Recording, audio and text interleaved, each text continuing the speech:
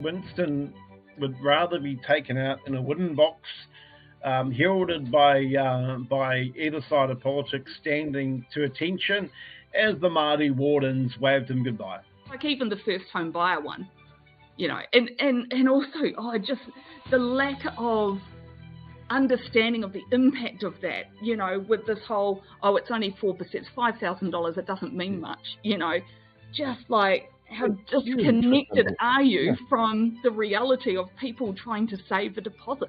An introduction of a tax-free threshold to keep us in line with the likes of Australia and the United Kingdom. How do we get the economy working in service to people and planet, not the other way around? We saw that recent Ipsos poll that majority of Kiwis think the economy is rigged in favour of corporate interests.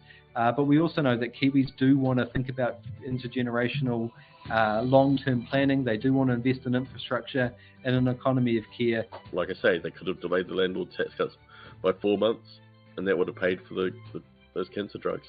You look at that compared to the $4 billion tax for landlords, and you go, hang on a second, why have you prioritised landlords?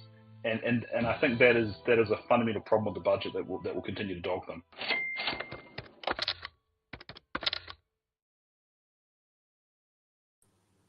Right. Hello. Good evening, everybody. Thank you very much for joining us for this live. Blake, thank you very much for popping along and seeing me. I realize that you've got a busy schedule at the moment, so I do appreciate you being here. To anybody that's out there watching, just if you've got any questions, pop them in the threads. It's fantastic to see everybody out and about on a Friday night. They must have as busy as social lives as we do at the moment, which is a little concerning, I guess. Blake, while we're just starting, I do want to say very publicly and on the record a massive thank you, because none of the interviews that we've done this week would have been possible without the work that you put into it. So I wanted to make sure that I got to say that in public on record so everybody can pull it back on me later if I turn out to be a terrible person and nobody wants to talk to me again. So thank you very much for that. Well, yes, I'm happy to be a part of the channel now, Paul. So it's great fun having you here. I mean, it triples the workload, but it's great fun being here. Just for context, we are now officially affiliate channels. So most of the content that you will see will go out on both now. So we hope you enjoy it.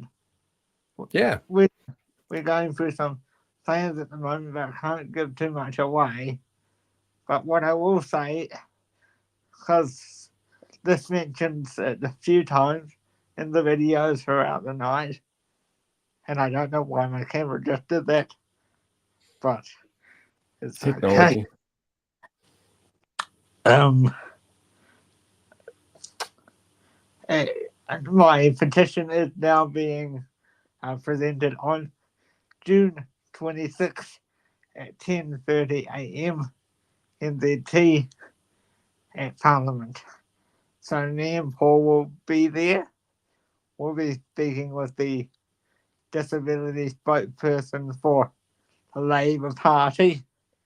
And yeah, we've got a full video up right now, or on my channel at least.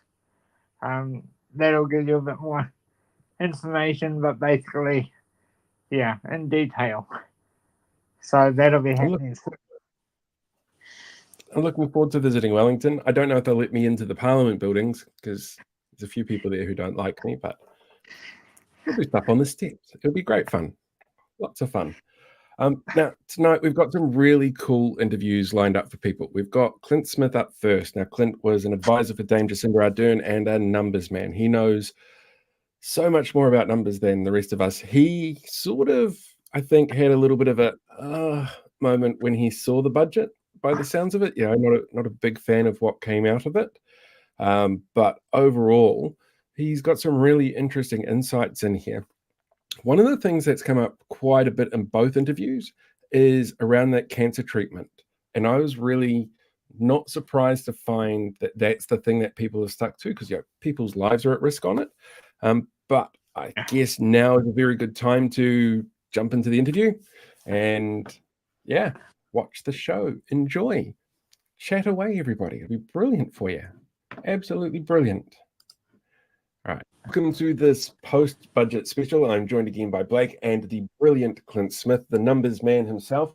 Hey. First of all, how are you holding up there, Clint? You've gone through everything. Headache subsided. Stop crying in the corner. Well, it's a lot to digest, but I think I've got my head around the budget now. Yeah, so with the announcement yesterday, announcements, was there anything that sort of jumped out at you as being a surprise? I think in some ways I was surprised that they did exactly the tax cuts that had been presaged before the election. So that was interesting, but essentially we always knew it was going to be a bit of a meh. It was going to be $10, $15, $20 a week, $2 for a lot of people, and actually, it doesn't solve the cost of living crisis. It doesn't change the world. On the cut side, they kind of did what you would do if you had to make cuts and you didn't want to make too many headlines, which is do small, widespread cuts rather than big programs. By and large, although there are some programs that are gone that I think are going to generate some headlines. Such as? Well, in the disability sector, the minimum wage subsidy gone. In the disability sector, and certainly in the sort of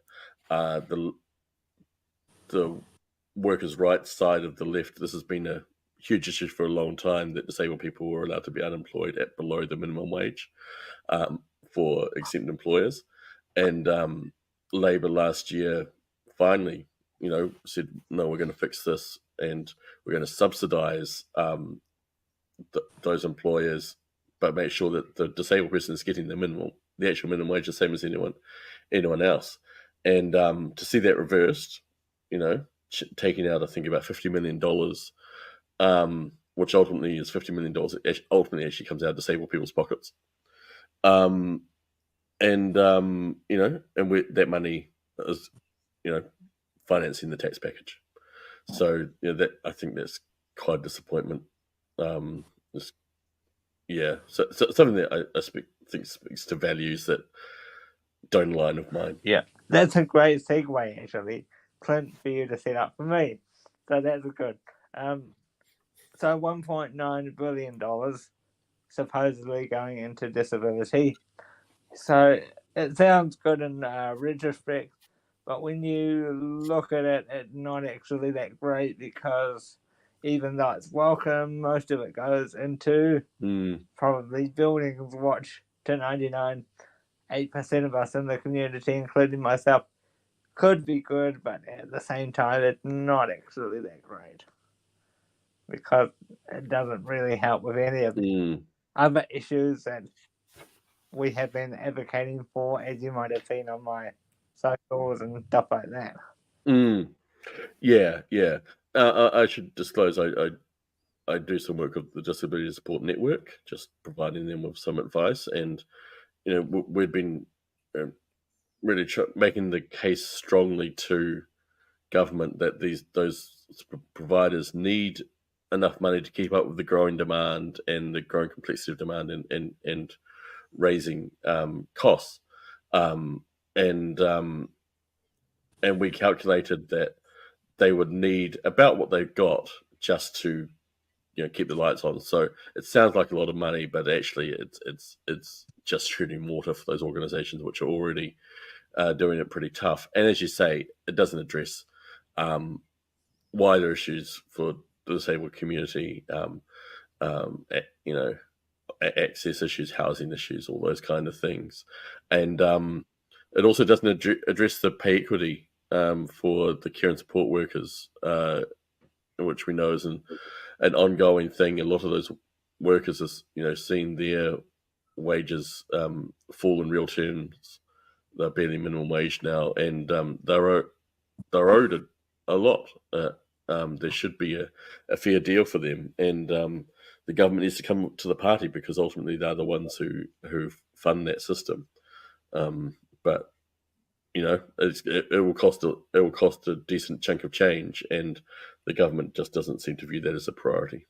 as I've said in many of my videos, like, the thing that I find most astonishing is that, like, the ministers themselves have connection to the disabled community, and I don't want to sound, like, oh, all left, but they don't seem to care. They don't seem to be bothered. And I find that utterly astonishing. By the way, cheap plug, my petition will be delivered on June 26th. For those people at the moment. Yeah. I think there was a lot of hope around Penny Simmons as Minister for disability issues, given her lived experience with it. Obviously, she made a hash of things earlier in the year and was pretty quickly moved on by Luxon out of the role. I think Louise Upston, we've already seen she was the one who brought through the disability cuts earlier. The benefit changes earlier this year, which have resulted in lower benefits. And I think she's going to take a pretty hard-nosed attitude. She talks a lot about the sustainability of the sector, which means money, too much money. And well, where does that money cut? Where's that money going to at the end of the day? What are you going to cut? It's not going to be good for disabled people, that's for sure. I was just wondering, was there anything in the budget that you actually liked? I was glad to see that disability support services at least got enough to meet the cost pressures. I was concerned it wouldn't be enough. Other sectors certainly didn't get enough. Apart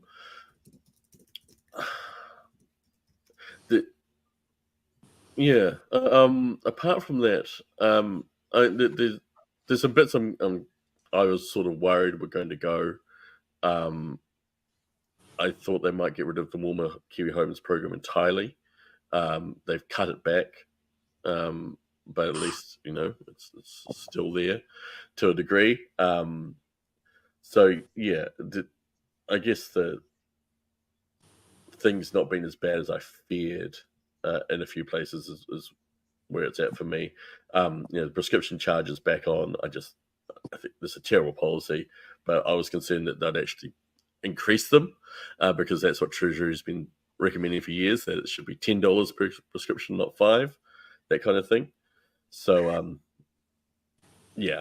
I think what they've done is kind of spread the cuts and spread the pain quite broadly so that people aren't going to immediately feel that. But what you'll find over time is considered a degradation of the system. Certainly what happened under the last national government was the health system didn't go to pot in year one, but after 5 years of not getting enough money, that's when it starts to really become a crisis. It's when you start to notice the mold growing on the walls at Middlemore. Yeah, exactly right. One of the things that jumped out for me is just a weird little line in there, was actually the tax take from tobacco imports. It seems to me like the number decreasing, I kind of understand if the number of people smoking is dropping. But when you look at things like the alcohol tax import sort of revenue, that's on the increase, and you'd think that drop in numbers of people drinking would have the same effect. Sorry, is there something there that am I seeing something there that's not there, or does that imply that there are changes around excise tax and how they work for those kind of products, which has always kind of been a slam dunk for any government in terms of revenue gathering? Yeah, I mean they are putting up tobacco excise. I mean, I think it's been going up at 10% a year for a long time now. Cigarettes are actually very expensive now. So few people smoke that people don't realize, but they're very expensive. I think that what Treasury will be saying is, yeah, we're going to keep on putting up the excise, but we also think that smoking rates are going to decrease. Obviously not by as much as they would have under the previous policies, but they sit down and do their models and try and get as close as they can.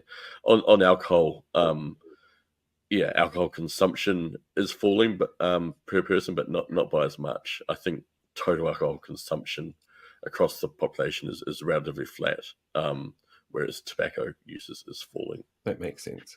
Yeah. Not being a numbers person, I'm just going, that looks like a really sharp drop. Yeah. Anything else you like from this budget, Clint?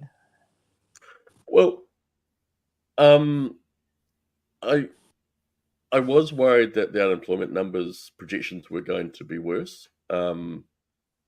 It's They're not great I mean, projections, getting up though.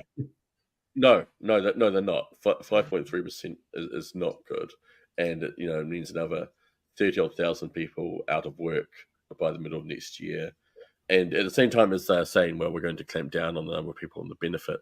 Well, who falls in the gap then, right? There's more people out of work, but we don't want so many people getting the dole. So someone falls between those two stools, right? But they're still. I mean, I was worried we were going to see it more like 6% or worse. So some of those projections are a little bit better than I feared. I guess the question now is, this is kind of the apex of this government's agenda. All we ever heard was we're going to fix the cost of living crisis up to $250 a fortnight. Of course, nobody gets that $250. There's a bit of a mirage. Fix the cost of living crisis, tax cuts. Now that's done. Now we get our $2 or our $10 or our $20.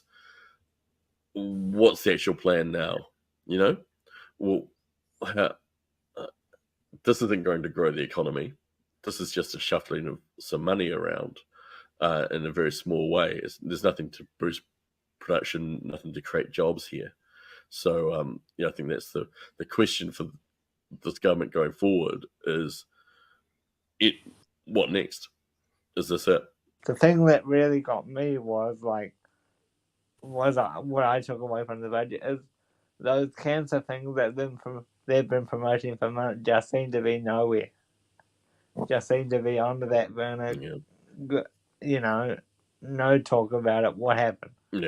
Yeah. And I think, it's obviously like it's a strange values decision because they could have just delayed the landlord tax cuts by a few months to pay for that. They didn't even have to cancel them. They could have just delayed them. So there's a strange values thing. I also think it's strange politics because they made such a song and dance of that policy. They got so many people's hopes up. Why not just do it? It's not going to break the bank.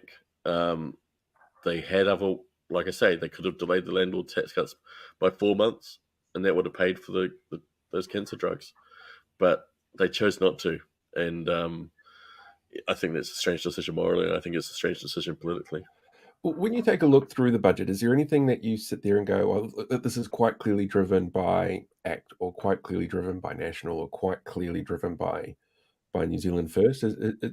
Is there sort of a shape in there that tells you what their priorities were going into the budget negotiations? Yeah, New Zealand First is very much out to get the money for the stuff they care about. It's quite sort of narrowly focused. So no cut to foreign affairs funding once Peters is Minister of Foreign Affairs, and getting that money for the Regional Growth Fund, Shane Jones's latest growth fund. So, yeah, they very much got their priorities. ACT would have liked to see much deeper cuts, and it's come out this morning that they proposed a much more expensive tax cut package that would have been funded by much deeper cuts. So ACT didn't really get their way on this. I think you're seeing instead that Luxon's going, here's some money for charter schools. Here's some money for your Māori wards referendum. That kind of ACT has been getting smaller things rather than the big transformations that they hope for. Is it one of those things then with the precarious situation that the coalition's in at the best of times because there's so many people involved with it? Do you think this is something that the parties are sort of squared and going, yep, this is what we're going to deal with, so that's fine? Or do you think it might cause some tension along the lines of, Winston didn't get his stuff cut, so why is my stuff not being paid that much attention? Yeah, the situation like this, a three-way government where each party effectively has the veto because you need each of them to make a majority, it is inherently a very dynamic and complicated situation. And when Jacinda Ardern had the same situation in 2017, she used her personal relationships. She had a very good personal relationship with Winston Peters, and the Greens' willingness to make things work really well to keep it all above board. This government seems much more fractious. That they seem to come into conflict publicly quite a bit more than under Ardern.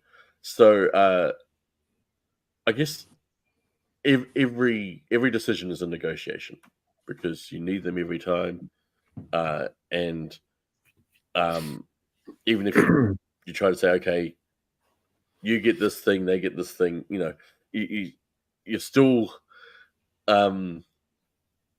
depending on both parties and National going to each decision going, yes, okay, I'll do that. And that can build up, right? Like, I think once Winston is no longer Deputy Prime Minister and he's looking towards the next election and how he's going to market himself as the champion of the little guy and the truth speaker, that's when things will start to be interesting. And also if there's any move to privatise public assets, such as there's a lot of talk about Kiwi Bank at the moment, or the ferries, those kind of things. Peters is meant to be quite strongly anti-privatisation. He, walked away from the Shipley government in '98 over privatisation of public assets. So that's something where you can see that consensus and that very delicate balance of having to get everyone on board for every decision. It could start to break down. On current polling, we have seen that he may not even make it back into government whenever this election does occur. So that's a worrying sign for Mr. Peters.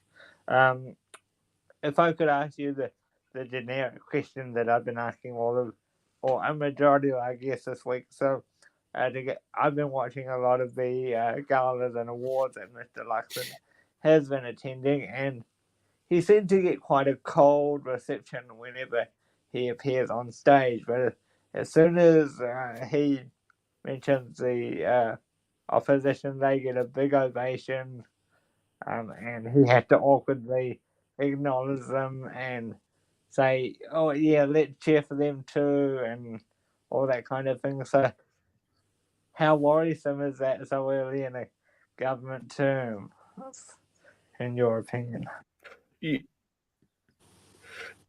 Yeah, if I was sitting there as a National Party strategist, that would worry me, because you're meant to get a boost when you come into government. The public has just kicked out a government they didn't want anymore. They've got you instead. They're meant to be happy with that decision, and it's evident that that's not really the case. And yeah, some of that public reaction to Luxon's quite interesting. It's a bit almost like, Trump never got a honeymoon when he became president, right?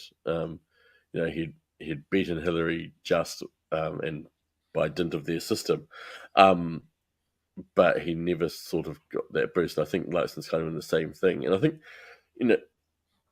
Luxon clearly really enjoys the stuff about the office of Prime Minister. He really enjoys the photos of him going on to the Air Force planes and going off and having the pictures with the other world leaders and all those kind of things. And I think he kind of wasn't Eden Park this morning with the national banners everywhere and yeah. And I kind of think he expected that he would get more adoration for the office he holds. But it's not really how it is.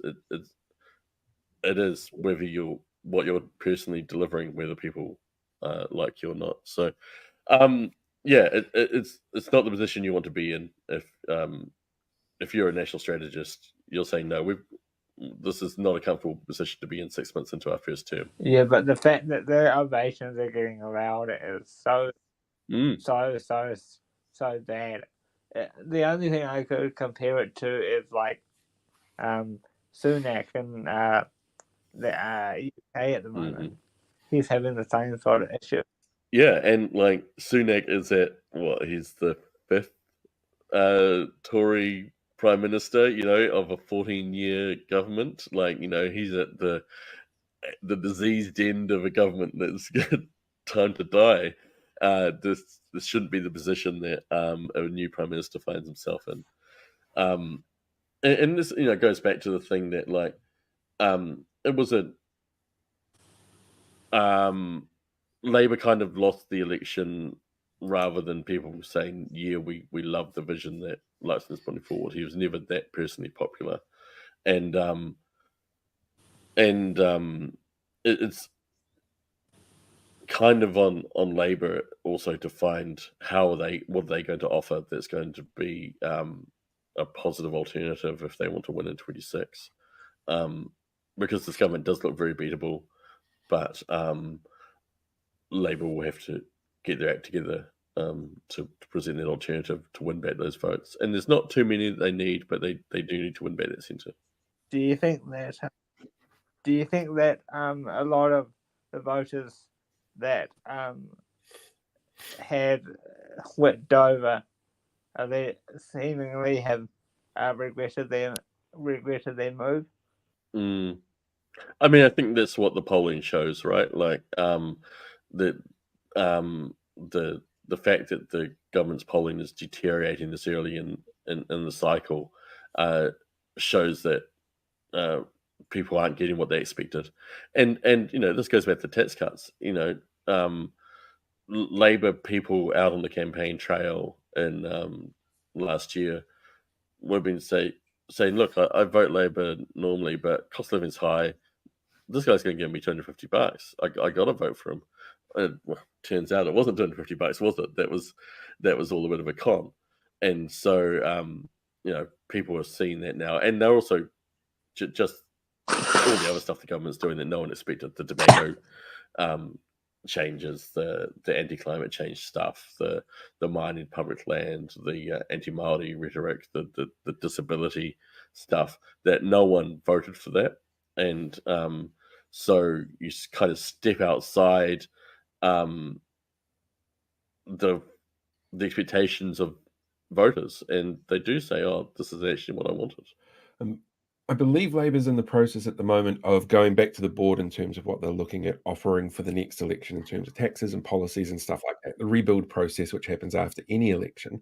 How does an event like yesterday's announcements with the budget impact that decision-making process? It does sort of set the, I guess, the fiscal parameters that you have. When you're a major party, you do have to be able to get up and say, we can afford the policy proposals that we're going forward as a whole. If you're a minor party, you can put up quite a few proposals and say, look, we're not going to get all of them, so it doesn't need to add up as a whole package. But so Labour will be looking at those forward fiscal projections and saying, okay, this is how much money we're going to have. Do we need to get more revenue to afford the investments and the policies that we think are important? If so, where do we get that revenue from? And what's the debt situation? Is it too high, too low? I think it's quite important that Labour doesn't get into the mistake of framing debt as the problem. Borrowing for tax cuts, blah blah blah, kind of implies that there's not enough money to go around, and that then says, oh, well, yeah, we do have to cut back spending because there's too much debt. Actually, the problem isn't the debt; it's that they chose to do this massive tax cut package that, apart from landlords, people get very little from, and as a result, they are cutting back on public services. That should be the choice should be irresponsible tax cuts for landlords versus public services, not debt versus tax cuts. So, if you were Mr. Hipkins, would you keep pushing the narrative that you're giving too much money to the landlords? Yeah, absolutely. It is just like outrageous. $3 billion. It's just so much money to such a small group who are already wealthy, and that money has to come from somewhere, and it's come out of disability services. It's come out of prescription charges. It's come out of putting up public fares. It's why there's so little extra money for health and education, and it's not good economic policy because you're incentivizing people to invest in the non-productive economy and spend their money bidding up the price of houses against each other rather than invest into the productive economy. So it's terrible policy all around. And the good thing politically about it is that it's a known entity. When you propose a new tax, you get sort of what I call the sum of all fears problem. No one, especially if it's kind of vague, no one really knows if it's going to apply to them. Am I going to be paying new tax? How much more tax am I going to pay? If Labor says, look, we're going to restore the removal of interest deductibility for landlords, it was we know that was what used to be there, and it raises money straight away as well. Whereas some of these tax proposals, you don't actually get any money into the government coffers for 5-10 years, and so I would be keeping on that the landlord tax cuts were a mistake on all those grounds. Is it a little bit of a shell game though when it comes to borrowing with this budget? We're not borrowing for tax cuts, we're borrowing for operational costs, but we're doing these tax cuts which are a large in terms of value that we're looking in what we're borrowing. Is it a shell game? Is, again, not an economist, don't know, but it feels like that to somebody from the outside. Yeah, I mean, the tax cut package costs $15 billion, right? So you could go, well, rather than do that tax cut package, we are going to spend $15 billion more on public services, or we're going to have $15 billion less debt, or a combination of those things. I just think that emphasizing debt too much then says that the spending cuts are okay, because it's all a question of priorities. What is the top priority for that $15 billion? The government said the top priority for that $15 billion is tax cuts, and with a large chunk of that to landlords. I would say the priority for that money is public services, and others might say the priority is less debt, but then they're accepting that public service cuts are a lower priority, and I don't agree. Oh, I was just going to say, what are you going to do now that it's over? Is it sort of like after a Marvel movie comes over and you watch it and you're like, oh, okay, now what do I do? What do I do? I'm just getting ready for my $20 a week. I'm just so excited for my $20 a week tax cut. I'm just, giddy. You mean you're not getting the $250 that everyone was promised? So, thanks for joining us, Clint. Thank you for watching. Right, that was the interview with Clint. Fantastic to have him here, and I want to thank him again for joining us. What were your thoughts on that, Blake? And while you're doing that, I'm going to go through and show some of the comments that have come up because I'm loving the chat. I'm going to ask a question for the chat to come back to in the next ad break. How long do we think the government is going to last? Because that comes up again in our next segment. So I hope they're still there when I come down next month, but beyond that, who knows? So I'd like to know from all of you watching this evening, how long do you think the government will last? When does Winston throw his tantrum? Or when does David throw his tantrum? That'll be what it boils down to. Got some great comments coming through. I didn't see the news tonight, but it's Seymour. Of course there was racism on display. He's really good at it. He's getting well practiced at it. I saw this great suggestion actually come through from Queen Lagatha, wanting to know, instead of cutting services, why don't we extend them and ask rich people to pay for it? I think that's a brilliant idea. Like I'm a really big fan of that. I think that we should do something around that because it could be interesting, very interesting. What have we got coming up? So for the answers we've got, Nicole says 1 term or less for when the government's out. Sam thinks it'll be after the 2025 local body elections. The legend that is Kiwi Skirt says, I think they'll last 1 term, but I hope they don't last the year. Elizabeth Jane says, too long. Simon Hughes goes with, I think the 49% chance that the government will collapse in 2025. There's some interesting guesses there. My guess is going to be about the time that Winston has to step down and he has to start getting people riled up before the next cycle, because he likes to have a bit of a villain vibe going on. Right, we should jump into the next interview as well. We've got Neale Jones coming up next. Now, Neale's voice is a little scratchy because he's been sick, so we're really grateful to have him on board this morning to have a little chat. I was really fascinated actually by his view on the Taxpayers Union and how that as an astroturfing group works, and how much influence they actually have and how much awareness people across all areas of government know about them. So let's jump into that. Enjoy the show. This time with Neale Jones. So welcome, Neale. It's good to have you on. Kia ora, Blake. Kia ora, Paul. Kia ora. You've been in the room where it happens, essentially with budgets and stuff like that. What is your impression of what we saw yesterday? Well, I think what Nicola Willis was trying to do was to just deliver the tax cuts that she promised in the election campaign. I think, while I don't agree with her politics, she did a very good job of underselling the tax cuts in advance. There was a lot of chatter about how she wouldn't be able to afford them, she wouldn't be able to deliver them, and I think the opposition was ready for her to fail to deliver on her promises. And she delivered basically what she had promised in the election campaign, which I think was probably politically smart from her perspective. So yeah, look, I think the opposition was caught probably a little bit flat-footed by that. I think they were ready to say this is broken promises, and that didn't quite happen. And so I think she did reasonably well.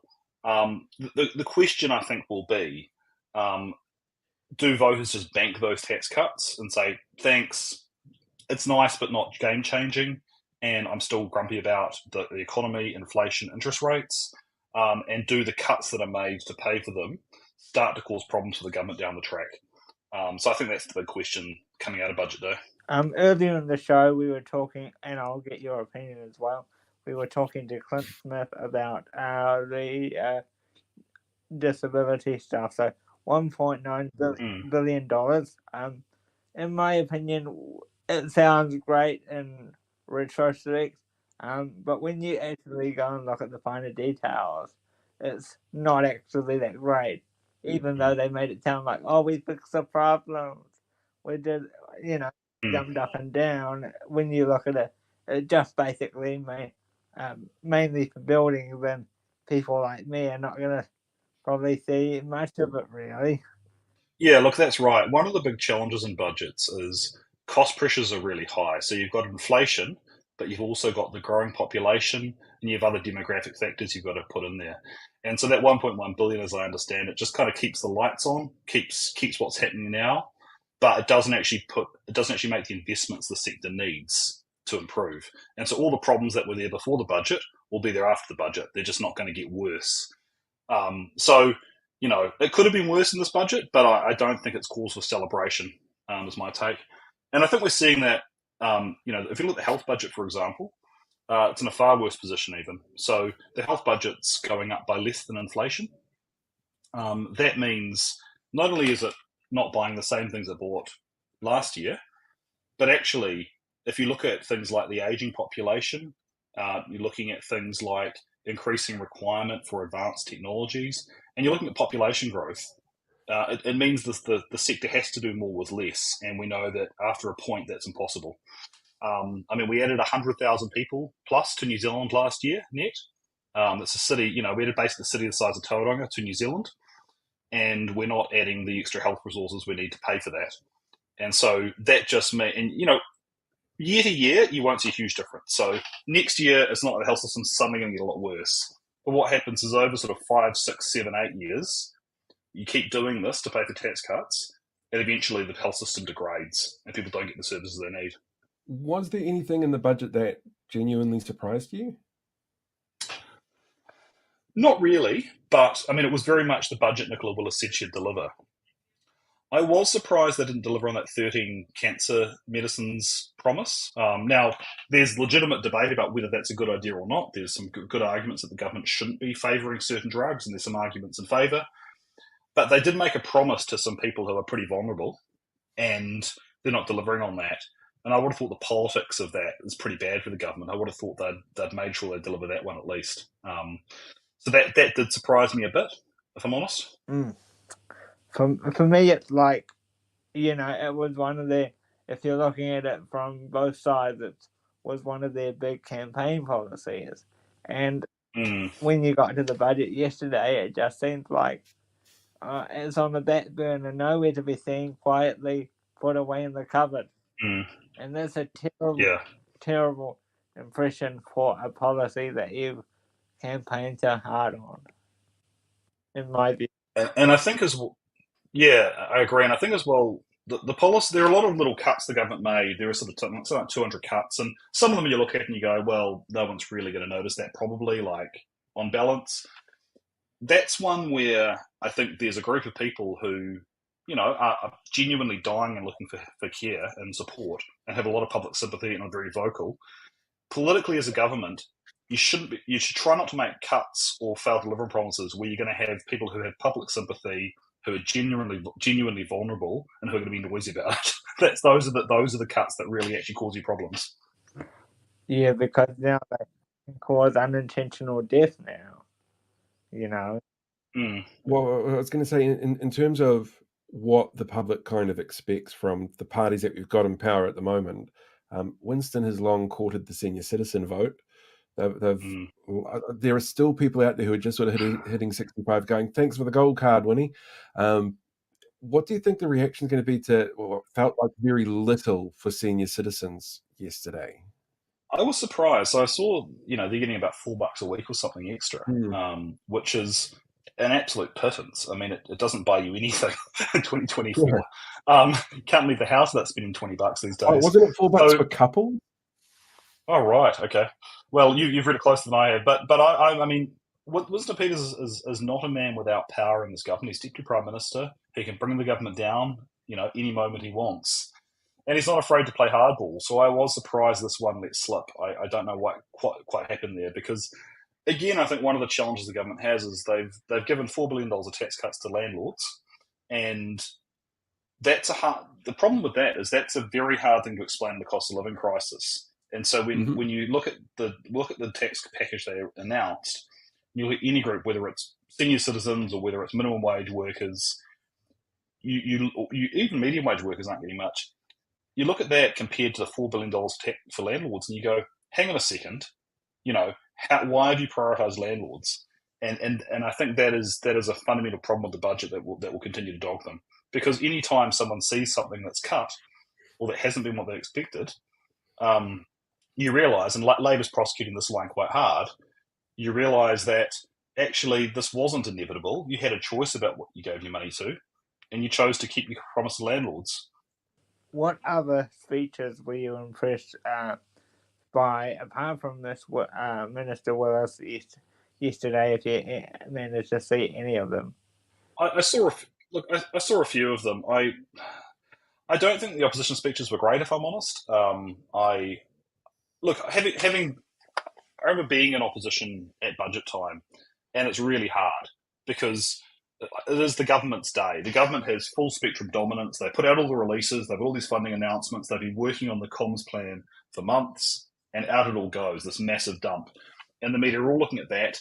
You're kind of a bit player in the opposition, and you get very little notice. So, you pre-write a speech in the weeks leading up to it, and then suddenly it's dumped on you, this budget, and you've got to rewrite it. And I felt that they hadn't had a chance to fully absorb it and rewrite their speech properly. So it sounded a bit like something they could have written 2 weeks ago. That's not a criticism of them. It's just the reality of it. I remember, the worst one I was involved in was when I worked for Andrew Little, and we wrote a whole speech about how child poverty was terrible and the government didn't care about it under John Key, and he announced a benefit increase of $25 a week. We were just totally flat-footed. We had to throw the speech out and start again.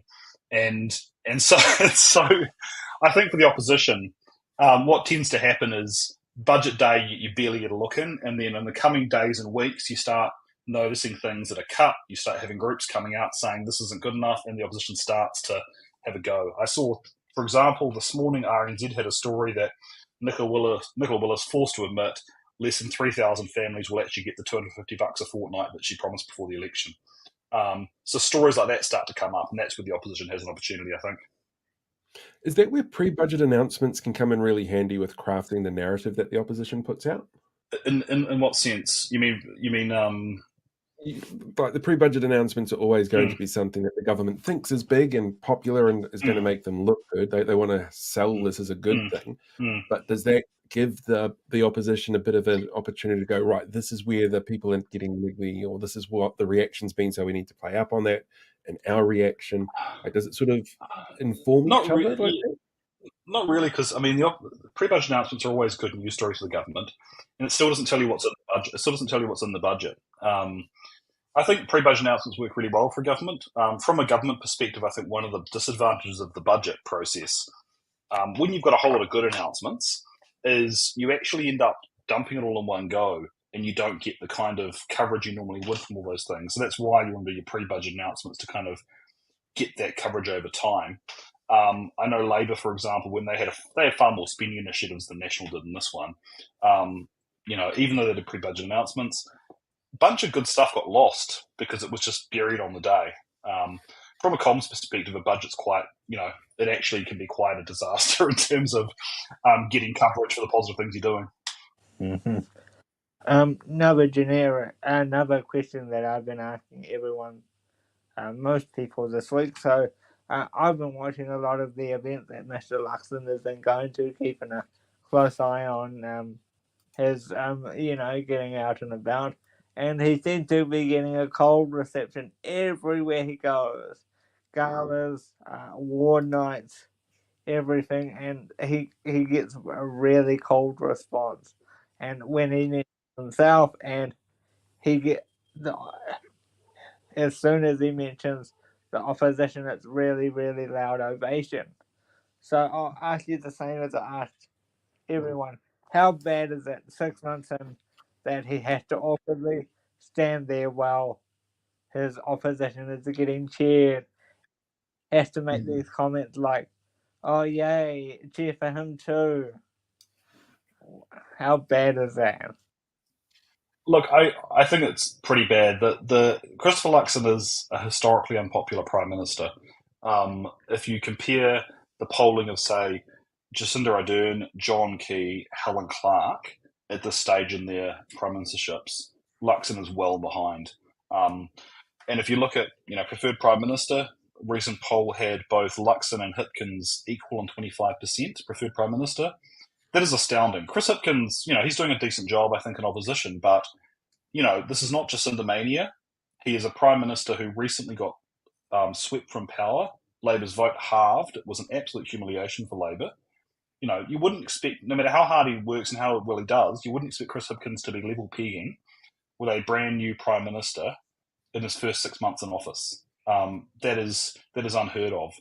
The second thing is favourability. So Hipkins, in the same poll, it was the Talbot Mills poll, Hipkins was positive 13 net favourability. Luxon was minus 8. So more people are unfavourable to Luxon than are favourable to him. I remember even working for very unpopular Labour Party leaders who, if they were getting close to 0 net favourability, you got worried. Luxon's minus 8. So he has struggled, I think, to get the public to warm to him. I think he was, he managed to get in because he was very effective, I think, as an opposition leader in prosecuting his key messages, focusing on cost of living. He did a very good job at that. And I think the weight of that and a bunch of other problems that Labour had brought on itself, as well as cost of living, brought the government down. He managed to step in, but there was never a love for Christopher Luxon. And we saw that in National's relatively low polling. They became government on 38% of the vote. They've had to rely on Winston Peters and ACT.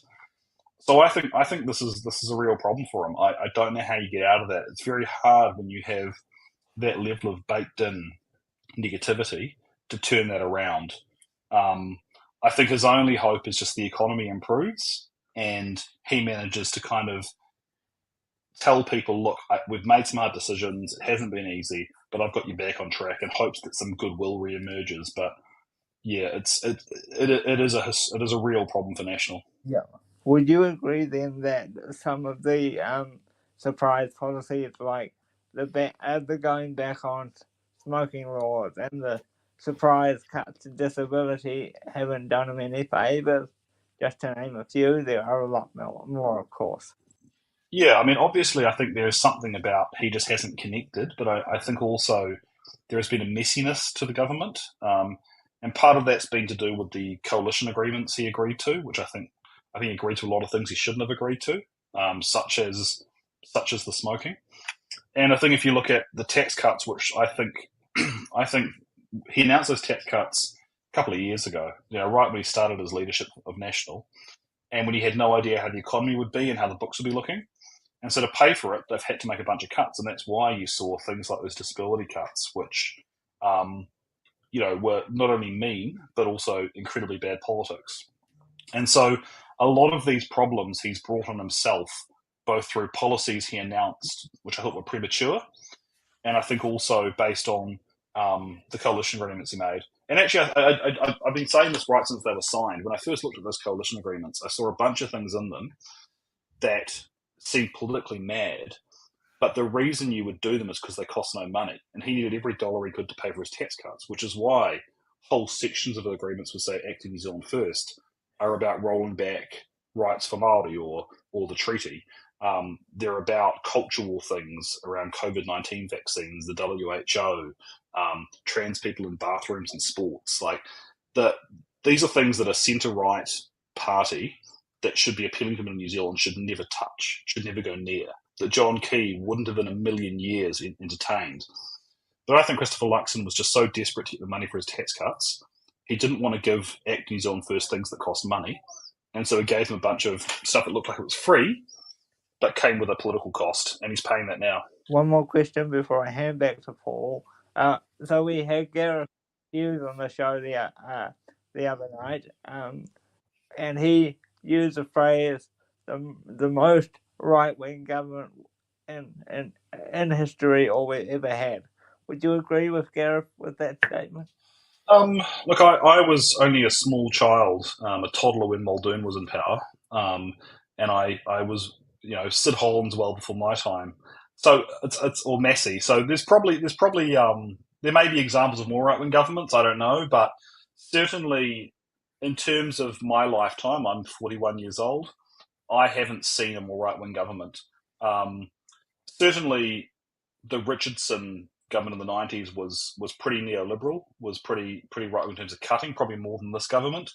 But I think this government brings a social reactionary attitude, which that National government didn't have. So if you look at both the economic but also the social, I think we are seeing a reaction that we haven't seen in our lifetimes. And it really is a step backward for New Zealand. And it's a step backward, like I say, from the John Key National Party. I think, I don't agree personally. I'm on the left. I don't agree with the economic policies of the National Party and ACT and so forth. But, there is a difference between arguing over the sort of the balance of tax and spending and an argument that goes into also the social fabric of the country. And I think when you see things like the wound that's been opened up with Māoridom, you look at some of the victimisation of, say, trans people or some of the most vulnerable people in our society. You look at all of these, some of the rollback of COVID protections and things. I look at these things and I think this is not where middle New Zealand is. This is not where most fair-minded New Zealanders are. And it's a break from, I think, the sort of political consensus we've had. So I think it's fair to say it's the most right-wing government in our lifetimes. I noticed yesterday the Taxpayers Union actually put out a statement going, no, this budget did not go far enough. It needs to cut more. It needs to. Nicola Willis lied to us. She's being far too left-wing in her budget, which I thought was hilarious. Do pressure groups like that, do you think they have an impact on how a budget is put together, or the sort of thought process that goes into how we're going to announce information that comes out? I don't know if the Taxpayers Union would have had a huge influence in this budget because I think the biggest influence in this budget was Nicola Willis just wanting to deliver on the tax cut she'd promised. She needs to get that ice cream when she goes to the movies. But it does. Organisations like the Taxpayers Union do have an influence in our broader political discourse. So they are funded by some large, wealthy interests, opaque interests. We don't know who funds them. Occasionally, it's come out that tobacco's funded them in the past, but they don't publish a list of their donors. So they do have an agenda to, basically shrink the size of government, and to try and undermine public faith in government. And you see that through, I think, it's quite a smart approach of just doing endless Official Information Act requests, finding every example of government waste they can find and just saying this is emblematic of what a waste government is, we should stop funding government. I think, any organisation will have waste. Every corporation, every business, every family, every government has waste.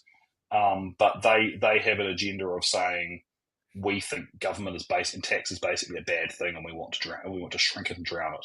And that, I think, over time has a corrosive impact on our ability to have a democracy where we have a social safety net. We have government investment, the things we need to have. And I don't know what you do about it. It's a free society. Perhaps a bit more transparency would be good. Perhaps other organisations who believe in more of a social safety net, and we believe more in government investment and protecting the vulnerable. I think we need social organisations that push for that. I think certainly, going to the theme of the podcast, I think the disability movement it's been really good to see that pushback on Penny Simmons' moves earlier this year. I think across every different part of society that's impacted, we actually need organisations stepping up and making the argument for investment, for a fair tax system, and for fair treatment of all people.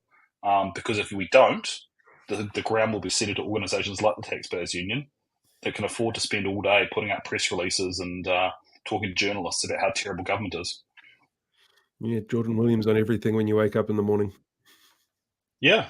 And look, this is not an organisation that represents anyone. Let's be clear. This is not a grassroots organisation. Yes, people have signed petitions, so they claim they've got thousands of members because people, right-wingers sign petitions and so forth. But I'm on their list somehow. I'm probably considered a member because I get their emails. But they don't actually have a social base. They are an astroturf organisation funded by dark money, and we should remember that as we see them in our political debate, what they are. When you're working in the office of the Prime Minister and you're dealing with organisations like that, these sort of astroturfing organisations, is that something that you guys are made aware of in advance? It's like, this is so-and-so from Taxpayers Union. We don't know where their money comes from, but we know what their stance is. How does that come into sort of policy and how you deal with them? Look, I bailed out of Parliament shortly after the government was formed, but fair enough. Certainly in my experience, people know what they are. Like no one's in any doubt what say the Taxpayers Union is. But I don't think their influence is necessarily directly on government. I don't think ministers are tricked into talking to them and then tricked into doing things. I think it's more that they create a media environment and a political environment that then influences political decisions and political discussion.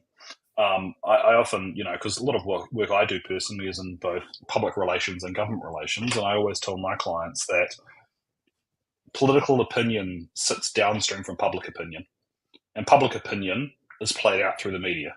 And so, by the time a politician makes a decision, their options have been narrowed and framed by the public debate, and that's what the Taxpayers Union aims to shift. The Overton window. Yeah. Is there anything in this budget that we haven't talked about that you also liked? Look, there wasn't heaps I liked about the budget, if I'm honest. Like I say, I thought it was politically quite smart, but there was nothing in there where I thought fantastic. This is great. I thought, it was pretty dull. It was what they promised, and I think the interesting thing will just be, as I say, whether people, whether they get what they hope for, which is people get the tax cuts, are very thankful, the economy improves, and they can ride to 2026 saying we put money in your pocket and got the economy back on track, or whether people get the tax cuts and say, well, thanks, but what's next? And they continue to struggle with high interest rates and a sluggish economy. So, let's see what happens down the track from here. Yeah. What in your opinion, apart from what you've already mentioned, be the ideal path back to power for Mr. Hipkins and the Labour Party? Well, if there was an easy answer, Beat Mr. Hipkins. well, look, I think Chris Hipkins is doing a good job.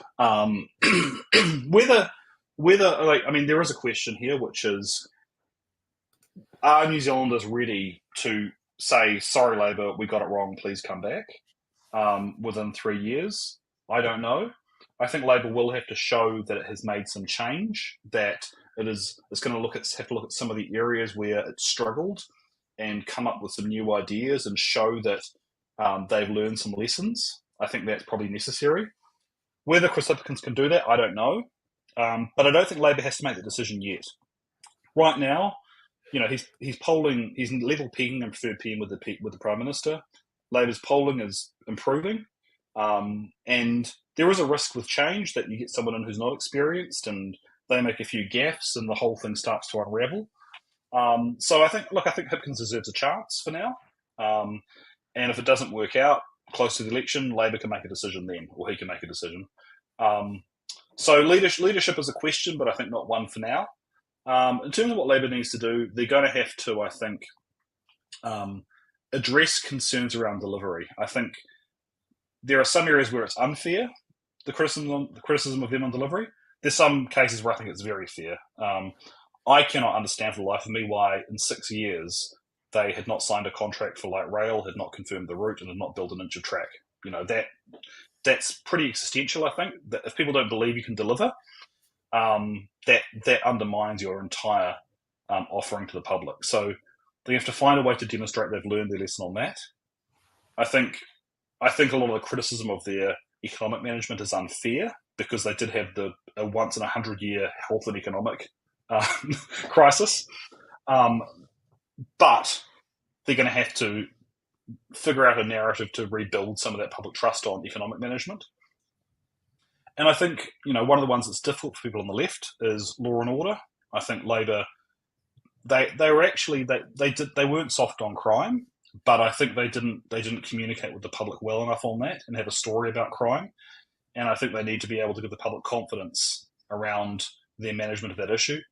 And I think also they got a bit lost on the treaty, and I think led to some of that backlash we see now. And by lost, I mean Labour seemed to be pushed to and fro by events. They never had a story about what does the treaty relationship look like in 2024? What are we going to do? Why are we doing it? And what are the things we're not going to do? And I think they allowed their opponents to paint them into a corner. And I think they allowed events to sometimes get on top of them. And now we're seeing this backlash. And so I think they need to be a bit clearer about what the treaty relationship looks like. And I think with all those things, you start to see a path then to come back. I think two things have to happen for a Labour government to be elected. The first is they need to convince people they're not going to burn the house down. The second is they need to provide hope. So once they've done all that stuff, they need to find what is the hopeful agenda. And I think that's something Labour needs to think about. What are people missing from this government that they want back? And some of that will be a return to a more open, inclusive society that doesn't target people who are at the margins. But also it's going to have to be an economic story of hope. how are they going to make people's lives better? How are they going to deliver security to families, security to people who are out of work or have fallen on hard times? And so that's a big piece of work. I don't have the answers for it, and it's going to involve discussion around tax, which is notoriously hard. And Labor's having They're in that the chat process right of now. that at the moment, aren't they? Of organising this sort of tax policy for the next sort of election. Yeah, and look, it's hard because so there's this whole discussion around taxing capital, whether you have a capital gains tax or a wealth tax as proposed by Robertson and Parker before the election, or some other kind of tax. The hard thing with it is, on paper, it looks fantastic. It makes total sense to tax all income the same. It makes no sense why a cleaner pays every dollar of their salary or their wages on tax, but a property investor doesn't. But it's easy to scaremonger, and I've had front row seats where Labor's tried to introduce a capital gains tax, and the scaremongering drives people away. They start, regular, everyday middle New Zealand people who Labor and National fight for to win elections. They worry they're going to get caught up, and you end up with all kinds of scaremongering. And I saw Labor's vote tanked by 5 points in the 2017 campaign when Jacinda announced the CGT. So that's going to be hard. So there's the politics of it. There's also the policy of it. So Labor's working through that at the moment as a party, what that looks like. Hopefully they can come to some kind of agreement and not tear themselves apart, because that's the worst thing that could happen, and finds a way to sell that. And part of that's going to have to be what they do with the money. I think part of the problem the left often has is it talks about great tax schemes, but actually the public, outside of sort of lefty activists, the broader public who are the broader mass of voters, they're not actually excited by a tax on capital. That's not what they're worried about. The trick is to say, here's what we're going to tax, and then here's what we're going to use that money to fund, and then sell the sizzle, not the sausage. So that'll be a big challenge in the next year or so.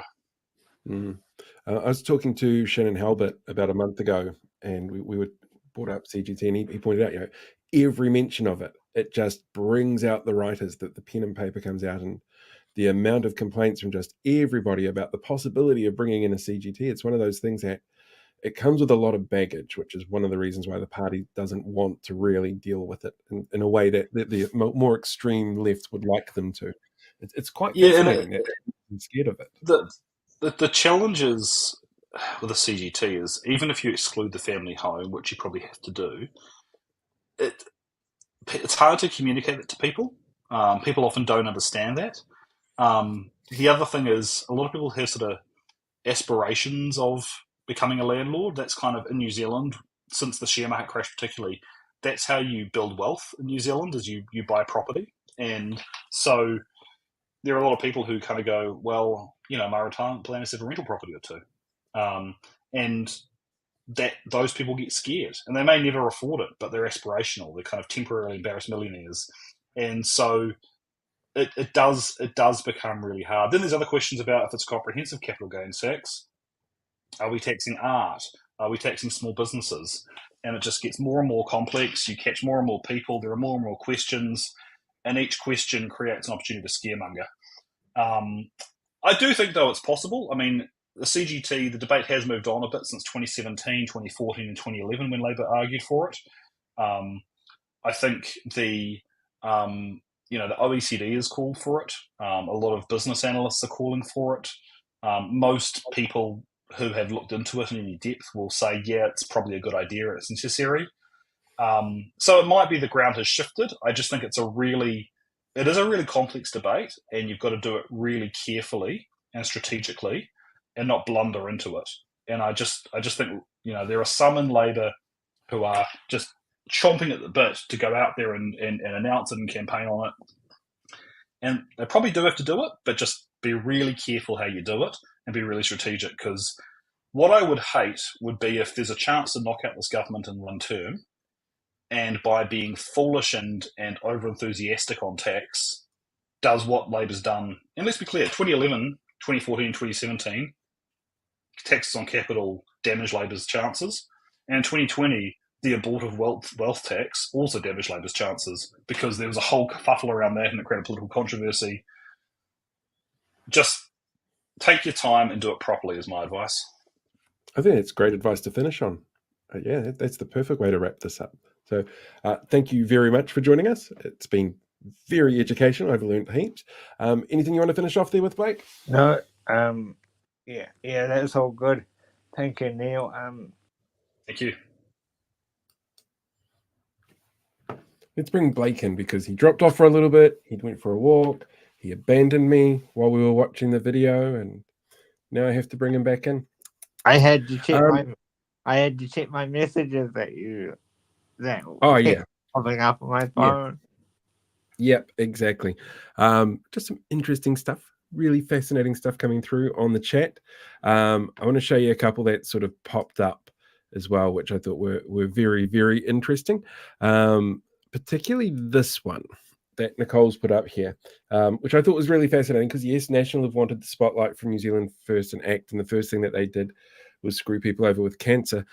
Somebody actually reminded me of this, and I'll apologize in advance if I cover our faces, but this was how National said they were going to pay for those cancer treatments. They were going to use it from the fund from people paying for their prescriptions. Did you hear the Prime Minister's comment tonight on the news about to blame Labour? No, because when he opens his mouth, I just hear white noise in every sense of the word. He said something about maybe somebody can give us a quote, but something about blame Labour for the cancer medicine not going ahead. Oh my God. Okay. When you're the one doing the budget, dude, then that's on you. You choose what the priorities are, as we've heard tonight.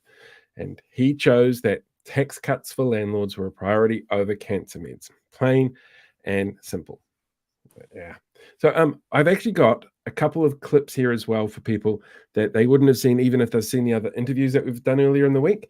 I'm pretty sure the first one is actually you and Matt Tukaki talking about the future of the Green Party and where that's going. So we'll jump into that one now.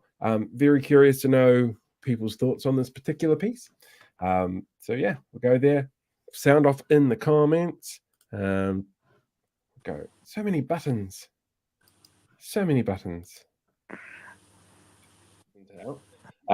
What is one thing that you expect to be surprised by in this budget? The complete lack of investment into Te Ao Māori. Yeah, I wouldn't be surprised by that at all.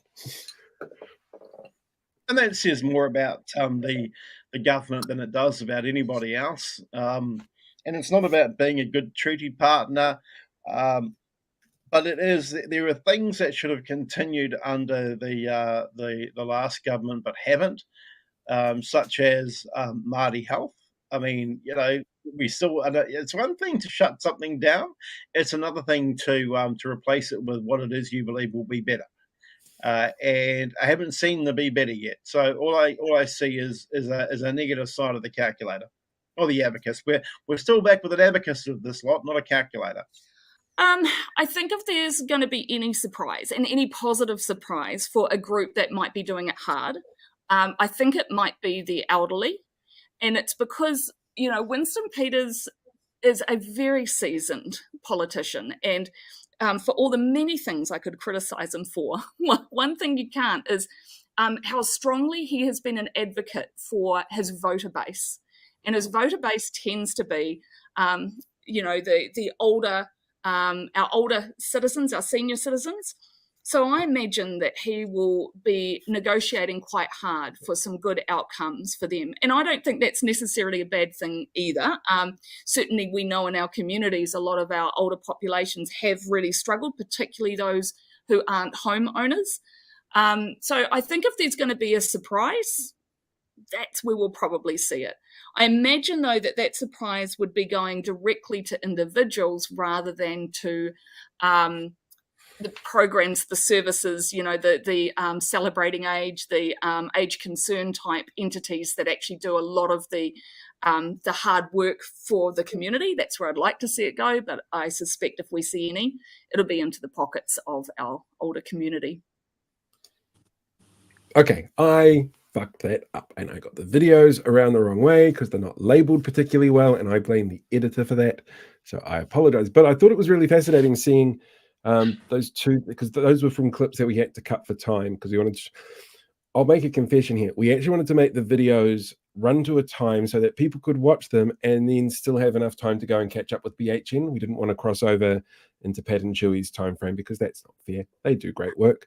But it was, it was interesting having to see, or asking people what their experiences were, what they thought was coming, and not the best prediction there from Holly, but I suspect Matt was bang on. I was shocked, as I said earlier, I was shocked by her that she didn't get what she wanted. Yeah. Winnie's had fans with the senior citizens for as long as I can remember, and it just didn't work. Didn't work as well. Press the wrong buttons and everything goes flying as well. This comment as well, that's come from Queen Lagatha. I should point out. What was it? Sorry, Blake? We should have the right clip coming out soon, by the way. We will, yeah. It's the only other clip I've got lined up. I can't screw this up. But I will point out, I'm taking the weekend off.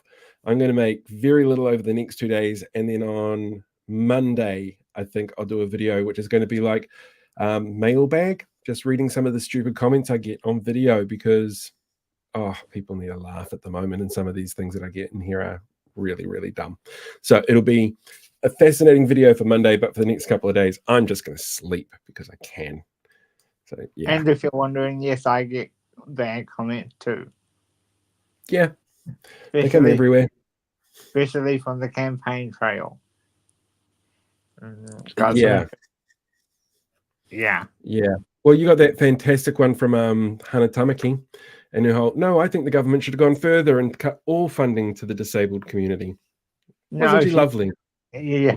She basically said, for those of you who haven't watched it, that we should pay for everything ourselves. Yeah. That's her Christian kindness coming through. Very, very Christian. Right, let's do this last clip so we're not keeping people here forever. This is the clip with you and Matt talking about the future of the Green Party. So I'll get right one of these days. If we do have an early election, with the rise of the Green Party and Labour getting a popularity back, what colour do you see? Do we see a green wave, a red wave, or even a Maori Party wave, perhaps? I think we'll see Labour win those traditional seats back that they lost, just like National won their traditional seats back. At the last election, they won Northcote back. Dan Bidwell took that seat back from Shannon Halbert, who unseated him. They took the East Coast back, that Kiri Tapu Allen won off them. And so I think you'll see a shuffling of those deck chairs. I remain unconvinced that we're going to see a green wave for no other reason than the Greens need to figure out who they are. And just like New Zealanders aren't stupid on the National Labour side of politics, they're not also stupid with the Green side of politics. Are you a party of the environment for the climate, or are you a party of social justice advocates and campaigners? Because the two are distinctly different.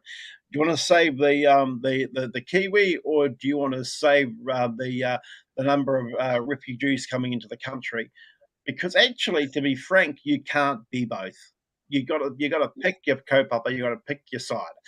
The Māori Party, on the other hand, I think are in the ascendancy. But in fairness, there are only so many votes that they can win. They will probably, retain some of the seats that they've got into Party Māori that they won at the last election. I think it'll be a struggle for them to maintain a foothold in Tamaki Makaurau and also Te Tai Tukaro. Te Tai Tukaro is traditionally a seat that changes as the wind blows.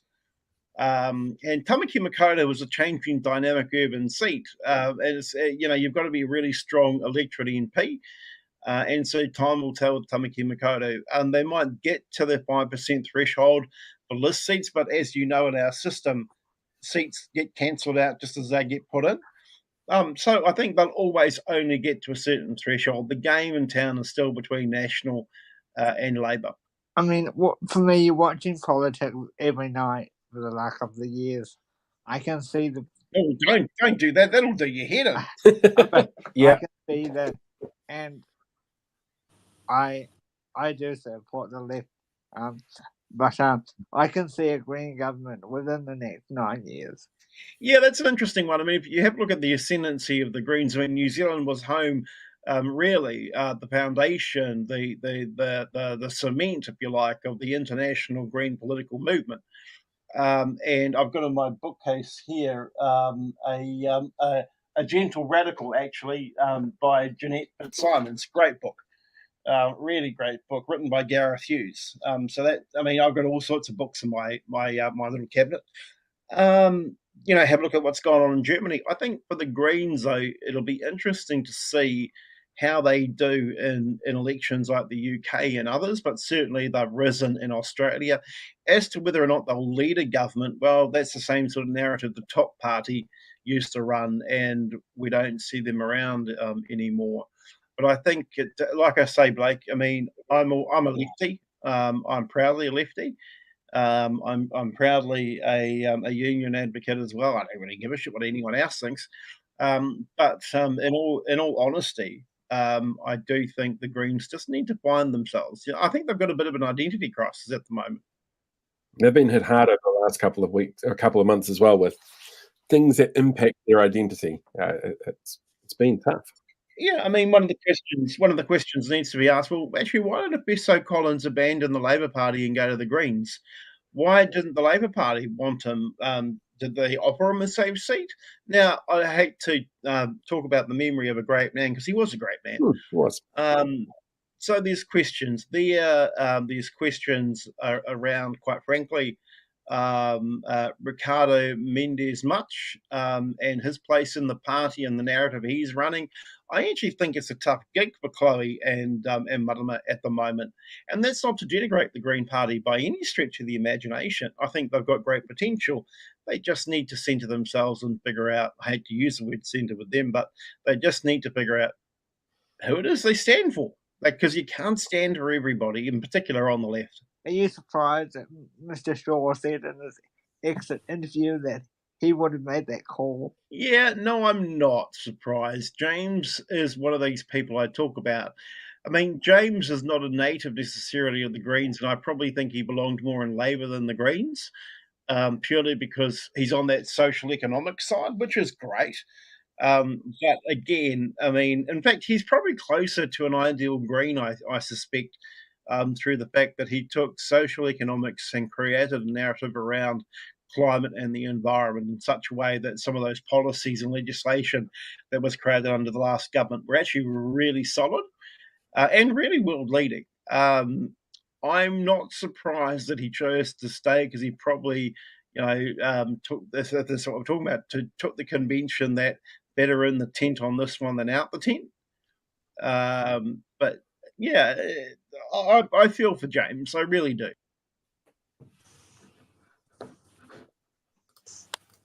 Right, I should come back from checking all my messages on Facebook. Great fun. Yeah. Any final thoughts before we wrap up for the night, Blake? Just that. Please let us know what you want to see next. We really enjoyed working on the series this week, even though we're shattered. Yeah, shattered is definitely one word for it. As I said at the beginning of the episode, for those that aren't here, owe you a massive whakamihi, a massive thank you for organising all of these people to come and chat. I've learned a lot this week, like how scary capital gains tax is and how gullible some voters can be. But I kind of had an impression from that from October last year. So, let's see. I will be doing a video about this next week. I will show you some of the messages that I get, because I love sitting down and I'm collecting all the dumb ones I get this year, and I'm hoping to put them in a book at the end of the year. I might do a tour of the country doing like book signings and stuff. I haven't decided yet. But yeah, taking the weekend off, Next week, my first video is going to be a sit down, go through the comments and point out why they're so stupid. One of the great things about people putting their names on their posts that they put out in public is that it's really easy to point and laugh at them when they say something really dumb.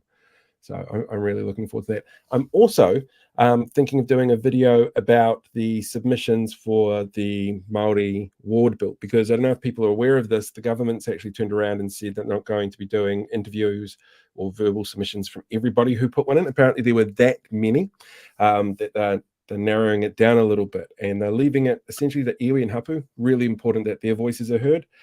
Organizations and experts, and I don't know that I fall into an expert category with them, but my whole verbal submission was just going to be sit there reading out racist comments from MPs and their affiliates, because I thought that would be fun. But I might do that for next week as well. I'm going to sign off. No, go for it, Blake. One more question before you go. Does people want to see footage from behind the scenes of the petition delivery? We'll do that anyway. Yeah. We'll definitely do that anyway, because we can, and because it's great content, and because if I'm flying all the way down to Wellington to see TARDISes and parliaments, then I'm going to get a hell of a lot of footage for it. I'm doing Armageddon the weekend before as well, so it's lots of pop culture for me that week. It's going to be great fun. Has Eddie been offered a slot in the comments here? For Armageddon? No, I think he's referring to the Maori wards. I'm not sure. Yeah. I think so. Yeah. So yeah, it looks like so this one, Sam has actually been offered a slot from It's in the Ballot, because he put his thing in as an organization. They haven't got hold of me, so I guess they don't want me. So I am guessing I'll just have to use my own platform and see whether or not I can get more people to watch that than they would tune into Parliament TV. Shouldn't be that difficult. All right, guys, it is 9:30 at night. Thank you very much for everything. Blake, thank you again for everything that you've done this week. It's been really appreciated. Long may it continue. Long may it continue. Absolutely. To everyone else, ka kite anō, have a fantastic weekend. Go and sleep in. Don't bother showing up for work on Monday, and just tell everybody that. We'll see you next time. I'll see you next time. We'll catch you later. Bye. Yeah. Bye.